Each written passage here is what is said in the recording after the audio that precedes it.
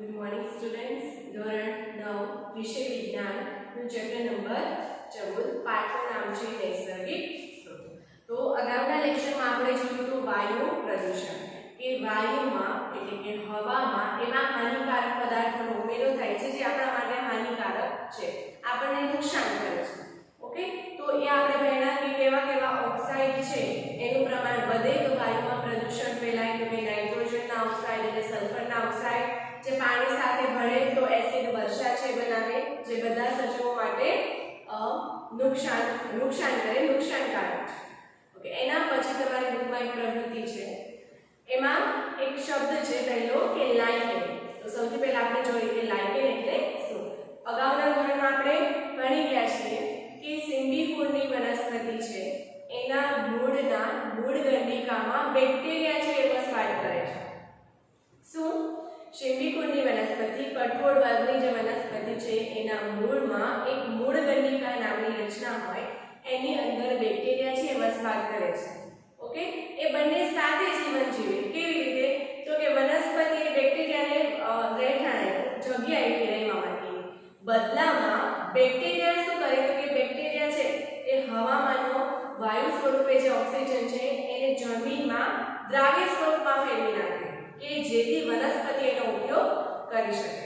Okay, તો બંને એકબીજા માટે ઉપયોગી છે. વનસ્પતિ શું કરે તો કે જે બેક્ટેરિયા છે એને વસવાટ આપે અને બેક્ટેરિયા બદલામાં એને નાઇટ્રોજન છે પૂરું પાડે છે. તો એવી રીતે જો બંને સાથે વસવાટ કરતા હોય, જેમાં આપણે જો બેક્ટેરિયા અને વનસ્પતિ, તો એ સહજીવી જીવન કહેવાય.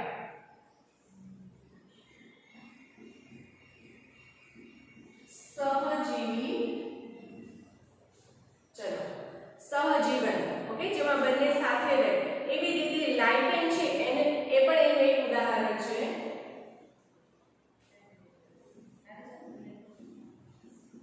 સૌથી પહેલું તો લાઇકેન ક્યાં જોવા મળે તો કે લાઇકેન છે એ વૃક્ષ પરની છાલ એમાં સફેદ ધબ્બા અથવા લીલા ધબ્બા સ્વરૂપે તમે જોઈ હોય.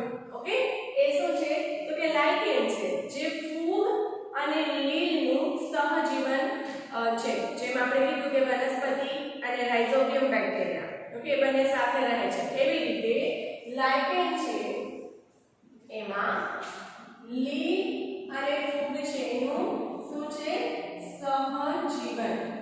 બંને એક છે રહેઠાણ પૂરું પાડે, બીજું એને પોષક તત્વો પૂરું પાડે. ઓકે, હવે આ લાઇકેન છે જે ક્યાં જોવા મળે તો કે વૃક્ષો પરની છાલ પર સફેદ ધબ્બા કે લીલા ધબ્બા સ્વરૂપે જોવા મળે છે.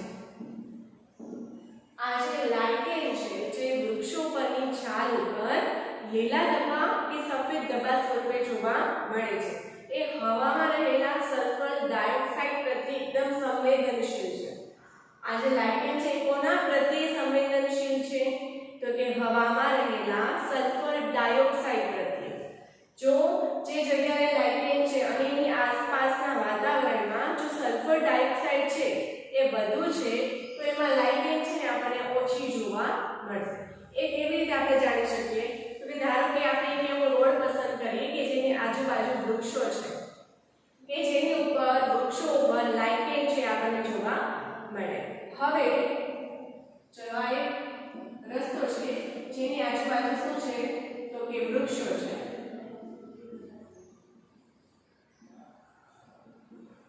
હવે તો કે જે ડાળીઓ છે ને જે ભાગ વૃક્ષો સાથે વૃક્ષની કિનારી પાસેના છે અને બીજી ડાળીઓ કે જે રોડની પાછળની બાજુ છે, ઓકે, એ બંને ઉપર લાઇકેન છે એનું પ્રમાણ કેવું છે એનું આપણે અવલોકન કરીએ. ઓકે, કોના પ્રત્યે સંવેદનશીલ છે તો કે સલ્ફર ડાયોક્સાઇડ જે હવામાં હોય, ઓકે, જે શું છે તો કે વાયુ પ્રદૂષક છે, ઓકે, એના પ્રત્યે સંવેદનશીલ છે. જો એની આસપાસની હવામાં સલ્ફર ડાયોક્સાઇડ કે સલ્ફરના ઓક્સાઇડ હશે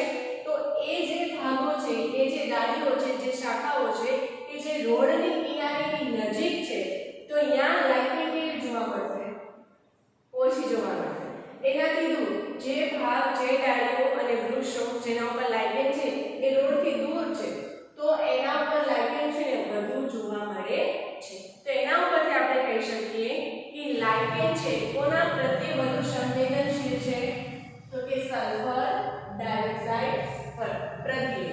તો આપણે લાઇકેનનું પ્રમાણ અને હવામાં આવેલું સલ્ફર ડાયોક્સાઇડના પ્રમાણ વિશે શું કહી શકીએ તો કે જ્યાં સલ્ફર ડાયોક્સાઇડનું પ્રમાણ વધુ છે, ઓકે, જે રસ્તો છે જ્યાંથી અવારનવાર વાહનો છે પસાર થશે, ઓકે, તો એ બળતણનું દહન થઈ અને ધુમાડો છે આસપાસની હવામાં વધુ હશે તો એ જગ્યાએ લાઇકેન છે ને એનું નીચું સ્તર જોવા મળે અને જે જગ્યાએ એ ધુમાડો ઓછો છે, એવા પ્રદૂષકો હવામાં ઓછા છે તો એ જગ્યાએ લાઇકેન છે એ વધુ પ્રમાણમાં જોવા અથવા ઊંચા સ્તરમાં જોવા મળે છે. તો તમારે ખાસ યાદ રાખવાનું કે લાઇકેન છે કોના પ્રત્યે વધુ સંવેદનશીલ છે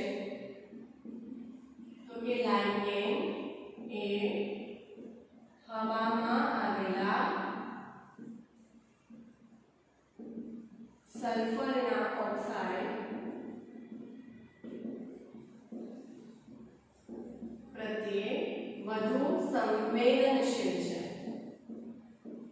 લાઇકેનનું પ્રમાણ છે એ સલ્ફર ડાયોક્સાઇડના પ્રમાણથી જાણી શકાય છે. જો સલ્ફર ડાયોક્સાઇડ છે વધુ પ્રમાણમાં હોય છે, ઉદાહરણ આપણે કીધું કે જે રસ્તો છે એ જગ્યાએ વાહનો પસાર થતા હશે તો એ હવામાં ધુમાડો છે બળતણનો હશે અને એમાં સલ્ફર ડાયોક્સાઇડનું પ્રમાણ વધારે હશે તો લાઇકેન છે એમાં ઓછી જોવા મળે છે. તો ચલો આપણે જોયું કે કેવી રીતે માનવ પ્રવૃત્તિઓ છે એ આપણા આસપાસના વાતાવરણને અસર કરે છે. ઓકે, હોમવર્કમાં મેં તમને આપેલું હતું કે 3 એવી પ્રવૃત્તિઓ જણાવો કે જે વાયુ પ્રદૂષણ તરફ દોરી શકે છે. તેમાં તમે કહી શકો વાહનનો ધુમાડો, ઓકે, આપણે જોયું કે અશ્મિ બળતણ છે કે જેમાં નાઇટ્રોજન અને સલ્ફર આવેલા હોય ઓછા પ્રમાણમાં. હવે બળતણનું દહન થાય તો શું થાય તો કે હવામાં નાઇટ્રોજન અને સલ્ફરના ઓક્સાઇડ છે મુક્ત થાય કે જે શું કરે છે હવાને પ્રદૂષિત કરે છે. પાણી સાથે ભળે તો એસિડ વર્ષા આપે છે જે નુકસાન કરે છે અને જો એવી હવા આપણે શરીરની અંદર લઈએ તો આપણને રોગો થાય છે. ઓકે, તો હવાની ગુણવત્તા છે સતત ઘટી રહી છે જેને આપણે કહીએ છીએ વાયુ પ્રદૂષણ. ઉદ્યોગોથી જે ઉદ્યોગો હોય, કારખાનાઓ હોય કે જેમાં કોઈ ઉત્પાદન થતા હોય, ઓકે, તો એના દ્વારા જે વાયુ ઉત્પન્ન થાય છે એ પણ વાયુ પ્રદૂષિત કરે છે. અને બીજું આપણે જોયું અશ્મિ બળતણનું દહન. તો આવી પ્રવૃત્તિઓ છે કે જેનાથી વાયુ છે એ પ્રદૂષિત થાય છે.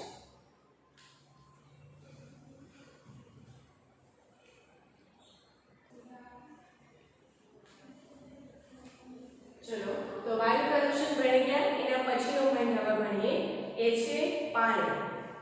પાણી એક અદ્ભુત પ્રવાહી.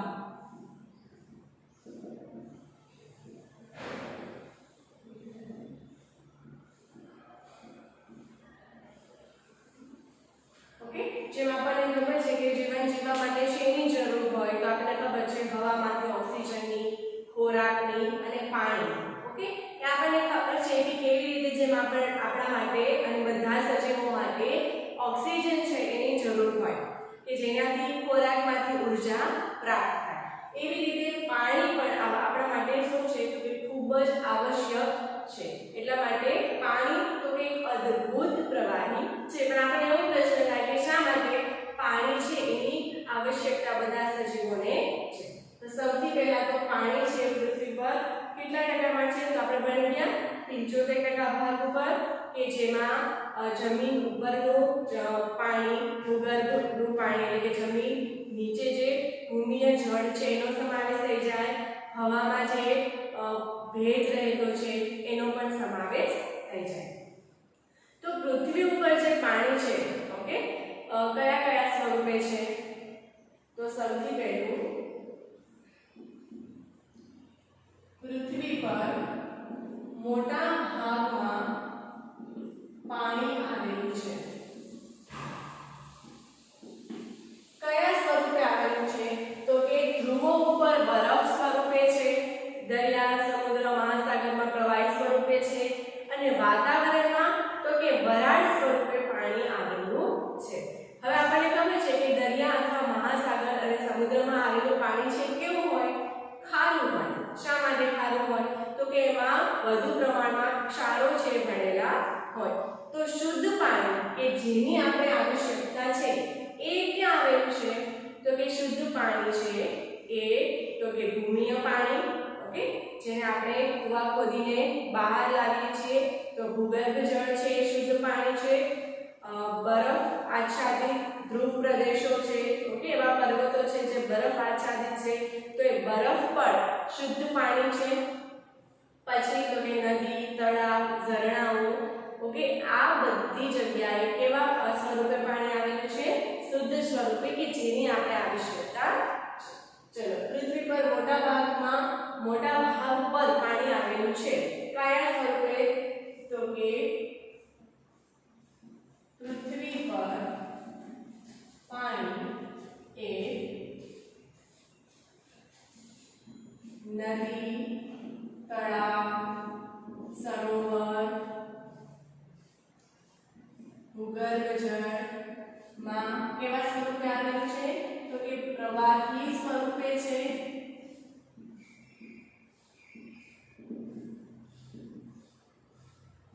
ધ્રુવ પ્રદેશોમાં બરફ સ્વરૂપે અને વાતાવરણમાં વરાળ એટલે કે વાયુ સ્વરૂપે આવેલું છે. આપણે ભણી ગયા છીએ કે પાણી છે ત્રણ અવસ્થા ધરાવે છે. તો પૃથ્વી પર જે મોટા ભાગનું પાણી છે એ કયા કયા સ્વરૂપે આવેલું? તો કે નદી, તળાવ, દરિયા, સમુદ્રમાં પ્રવાહી સ્વરૂપે છે. ધ્રુવ પ્રદેશો છે જે ઠંડા પ્રદેશો છે તેમાં બરફ સ્વરૂપે પાણી છે આવેલું છે અને વાતાવરણમાં વાયુ સ્વરૂપે, ઓકે, એ આવેલું છે. કઈ કઈ જગ્યાએ સમુદ્રમાં અને દરિયામાં જે પાણી આવેલું છે કેવું હોય? ખારું હોય. તે આપણા પીવા માટે છે આવશ્યક પાણી છે, પણ એ પાણી આપણે પી શકશું નહીં. એમાં તો ખૂબ મોટા પ્રમાણમાં પાણી આવેલું છે તો છતાં પણ તે પાણીનો આપણે પીવામાં અને બીજા કાર્યોમાં ઉપયોગ કરી શકીએ નહીં. શા માટે ના કરી શકીએ? દરિયાનું પાણી જે ખારું છે જેમાં વધુ પ્રમાણમાં ક્ષાર છે તો એ પાણી છે કે આપણું શરીર છે સહન કરી શકે નહીં. ચલો, એના પછી જે શુદ્ધ સ્વરૂપે પાણી બરફ આચ્છાદિત પ્રદેશોમાં, ઝરણા, નદી, ભૂમિય જળ પર આવેલું છે, ઓકે, અને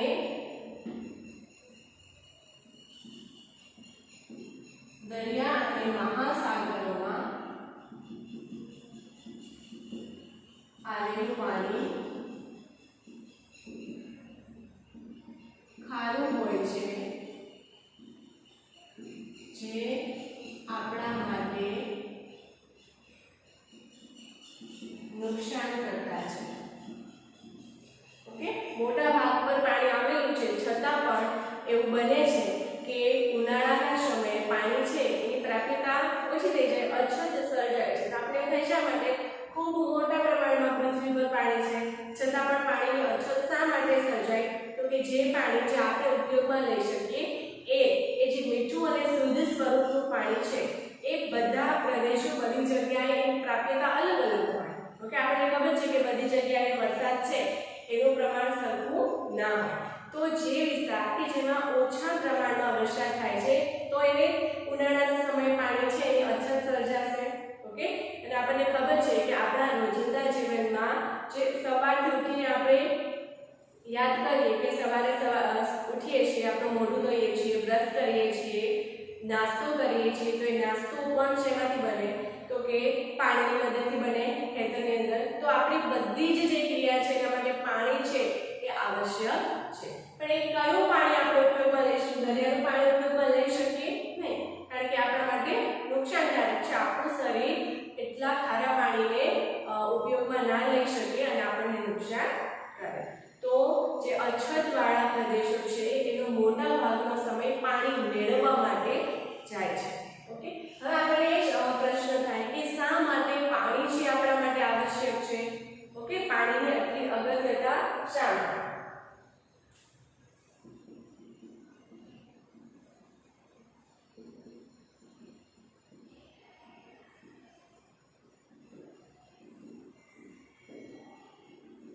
પાણી છે એ બધા માટે આવશ્યક છે.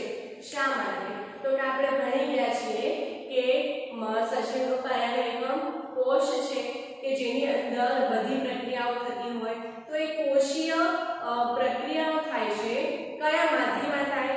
તો કે પાણીના માધ્યમમાં થાય. ઓકે, ચલો એના પછી બીજું તો કે જે પદાર્થો કોષીય પ્રક્રિયામાં ઉપયોગમાં લેવામાં આવે, ઓકે, જે દ્રવ્યો ઉપયોગમાં લેવામાં આવે એ પણ કેવા સ્વરૂપે? તો કે પાણીમાં ઓગળેલા સ્વરૂપે, એટલે કે દ્રાવ્ય સ્વરૂપે પદાર્થનો ઉપયોગ થાય. એના પછી તો કે શરીરમાં એક ભાગમાંથી બીજા ભાગમાં દ્રવ્યોનું વહન થાય છે. તો એ વહન પણ કયા માધ્યમમાં થાય છે? તો કે દ્રાવ્ય માધ્યમમાં થાય છે. એટલા માટે બધા સજીવો છે એના શરીરમાં પાણી છે એનું સંતુલન બરાબર હોવું જોઈએ. કારણ કે બધી જ જે નાના પાયા પર આપણા શરીરની અંદર ક્રિયા થતી હોય એ કેવા માધ્યમમાં થાય છે? તો કે પાણીના માધ્યમમાં થાય, દ્રાવ્ય માધ્યમમાં થાય છે. ઓકે, તો ચલો તો આપણે લખી શકીએ પાણી છે એની આવશ્યકતા શા માટે છે. એમાં પહેલું તો કે બધી જ ક્રિયાઓ કે જે કોષમાં થાય છે તે પાણીના માધ્યમમાં થતી હોય છે. ચલો એના પછી કે એ જે ક્રિયાઓ થાય એમાં જે ઉપયોગી દ્રવ્ય છે આપણે પાંચમો પાઠ ભણી ગયા છીએ. ઓકે, કે કોષ રસની અંદર કોષીય અંગિકાઓ હોય. ઓકે, તો એ પ્રોટીનનો ઉપયોગ કરે, કોષ રસ પટલ બનાવવા માટે પ્રોટીન લિપિડ્સનો ઉપયોગ કરે. તો એ જે દ્રવ્યો છે જે એનો ઉપયોગ કરે એ દ્રવ્યો પણ તો કે દ્રાવ્ય માધ્યમમાં આવેલા, દ્રાવ્ય સ્વરૂપમાં આવેલા હોય છે. કોષીય પ્રક્રિયામાં ઉપયોગી પદાર્થો પણ કોષમાં દ્રાવ્ય સ્વરૂપે આવેલા હોય છે. પછી તો કે શરીરના એક ભાગમાં દ્રવ્યનું વહન એક ભાગથી બીજા ભાગમાં થાય. તો એ વહન પણ કઈ અવસ્થામાં થાય? તો કે દ્રાવ્ય અવસ્થામાં દ્રવ્યનું એક સ્થાનથી બીજા સ્થાન સુધી શરીરની અંદર વહન થાય છે. તો એ ત્રીજું આપણે લખી નાખીએ કે શરીરમાં દ્રવ્યોનું વહન એક ભાગથી બીજા ભાગમાં કેવા સ્વરૂપે થશે? દ્રાવ્ય સ્વરૂપે થાય છે. એટલા માટે સજીવોએ શરીરની અંદર પાણીનું સંતુલન જાળવવું ખૂબ જ જરૂરી છે. જો પાણીની માત્રા આપણા શરીરની અંદર ઓછી થઈ જાય તો આ બધી પ્રક્રિયાઓ જે દ્રાવ્ય સ્વરૂપમાં થાય છે એમાં એક વિક્ષેપ ઉત્પન્ન થાય અને અલગ અલગ મુશ્કેલીઓ છે આવી શકે. માટે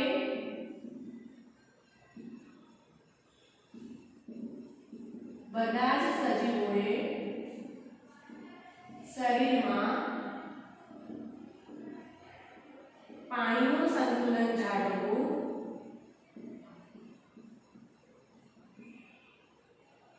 ખૂબ જ જરૂરી છે. ઓકે, તો આ છે પાણીની અગત્યતા કે પાણી આટલું આવશ્યક આપણા માટે શા માટે છે? તો કે જે બધી ક્રિયાઓ જે નાના પાયે શરીરની અંદર થાય એ બધી પાણીના માધ્યમમાં થાય છે. ઓકે, જો પાણીનું પ્રમાણ જે શરીરની અંદર ઘટી જાય તો આ બધી ક્રિયાઓ છે એમાં વિક્ષેપ ઉત્પન્ન થાય. તો એટલા માટે પાણી છે એ બધા સજીવો માટે કેવું છે? ખૂબ જ આવશ્યક છે. એટલા માટે પાણી શું છે? તો કે અદ્ભુત પ્રવાહી છે. આપણે જોઈએ કયા કયા સ્વરૂપે આવેલું હોય. ઓકે, જમીનની ઉપર છે તો એ દરિયા, સમુદ્ર, નદી, તળાવ, જળાશય, સરોવર વગેરે સ્વરૂપે પ્રવાહી અવસ્થામાં છે. હવાની અંદર આપણે ખબર છે કે પાણી છે ગરમ થાય તો વાયુ સ્વરૂપમાં રૂપાંતર પામે. તો આપણી આસપાસના વાતાવરણમાં વાયુ સ્વરૂપમાં પણ પાણી આવેલું છે, જમીનની અંદર પણ પાણી આવેલું છે. ઓકે, એમાંથી અમુક પાણી છે શુદ્ધ સ્વરૂપે, એટલે કે આપણે ઉપયોગમાં લઈ શકીએ એવા સ્વરૂપે છે જે ઝરણા, નદી, તળાવ ઓકે એમાં હશે. પણ દરિયાનું પાણી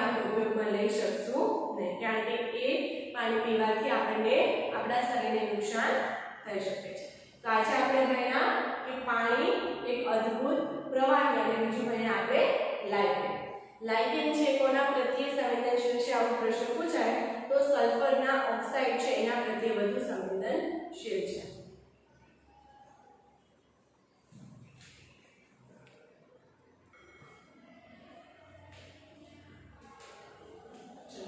તો આજે આપણે જે લાઇકેન વાળો એક પોઈન્ટ ભણ્યા અને પાણી વિશે ભણ્યા એના પરથી આજનો હોમવર્ક પહેલું કે જીવન જીવવા માટે પાણીની આવશ્યકતા કેમ છે, જે આજે આપણે ભણ્યા કે પાણી બધા સજીવો માટે કેમ આવશ્યક છે. એના પછી બીજો પ્રશ્ન કે લાઇકેન હવામાં આવેલા કયા વાયુ પ્રદૂષકથી વધુ સંવેદનશીલ